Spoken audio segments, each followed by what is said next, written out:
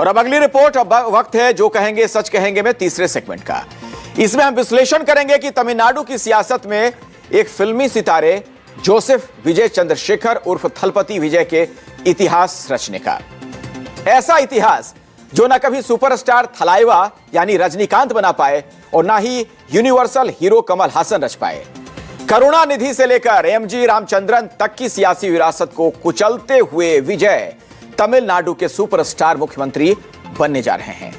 थलपति विजय की नई नवेली पार्टी टीवीके यानी तमिलगा वेट्री कड़गम अपने पहले ही चुनाव में तमिलनाडु में सबसे बड़ी पार्टी बनकर उभरी है। पार्टी को भले ही 234 विधानसभा सीटों वाली असेंबली में पूर्ण बहुमत न मिली हो, लेकिन बहुमत के इतने करीब है कि विजय थलपति को सीएम बनने से शायद ही कोई रोक पाए। दरअसल टीवीके ने 234 में से 108 सीटें जीतकर 46% के साथ सबसे ज्यादा स्ट्राइक रेट हासिल की है। डीएमके ने 164 में से 59 सीटें जीती, स्ट्राइक रेट 36%।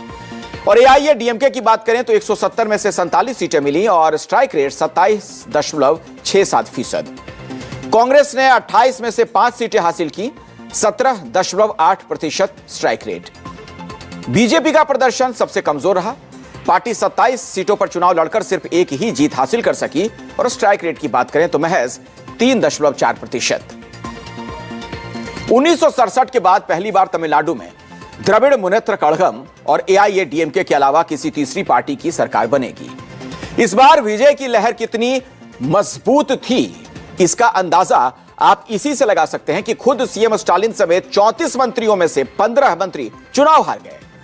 और अब हम आपको मैप के जरिए यह दिखाते हैं कि विजय की पार्टी टीवीके ने पहले ही चुनाव में तमिलनाडु को किस कदर अपने रंग में रंग दिया।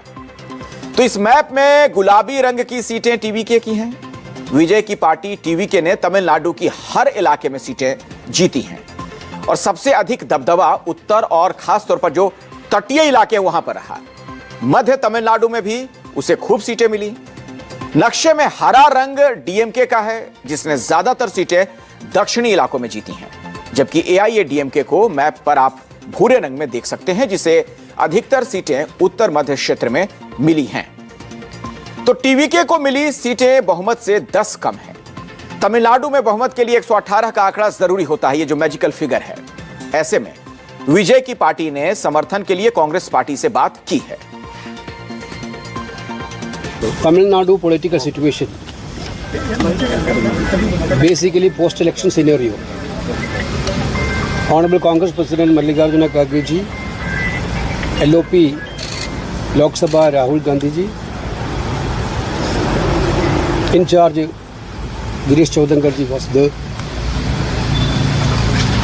The President of TVK, Thiru Vijay, has requested the INC for support to form a government in Tamil Nadu.